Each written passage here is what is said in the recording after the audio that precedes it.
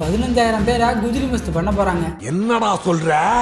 Cognizant அப்படிங்கிற நிறுவனம் கிட்டத்தட்ட 12,000 15,000 பேரை பணி நீக்கம் பண்ண திட்டமிட்டுள்ளதா தகவல் வந்திருக்கு. இதுக்கு இவங்க ப்ராஜெக்ட் லீப்னு பேர் வச்சிருக்காங்க. இந்த ப்ராஜெக்ட் லீப் மூலமா நவீன ஏஐ மற்றும் ஆட்டோமேஷனை பயன்படுத்துவதன் மூலமா செலவுகளை குறைக்கலான்னு அந்த நிறுவனம் கூறியிருக்கு. இந்த நிறுவனத்துல கிட்டத்தட்ட 3.57 லட்சம் பேர் வேலை பார்க்கறாங்க. இதுல 2.50 லட்சம் பேர் இந்தியர்கள். அதனால இந்த பணி குறைப்பு நடவடிக்கையால இந்தியாவில் மிகப்பெரிய தாக்கத்தை ஏற்படுத்த வாய்ப்பு இருக்கு. பணி நீக்கம் செய்யப்படுற நபர்களுக்கு 6 மாத சம்பளம் வழங்கப்படும் சொல்லப்பட்டிருக்கு. இந்த ப்ராஜெக்ட் லீப் மூலமா பணி நீக்க செலவு மட்டுமே $230 மில்லியன் $300 மில்லியன் வரைக்கும் இருக்கலான்னு அந்த நிறுவனம் தெரிவிச்சிருக்கு. இந்த பணி நீக்கத்துக்கான முக்கியமான காரணம் வளர்ந்து வரும் ஏஐ தொழில்நுட்பம். வாடிக்கையாளர்களும் ஏஐ பேஸ்ட் சொல்யூஷனை தான் அதிகம் எதிர்பார்க்கிறாங்க.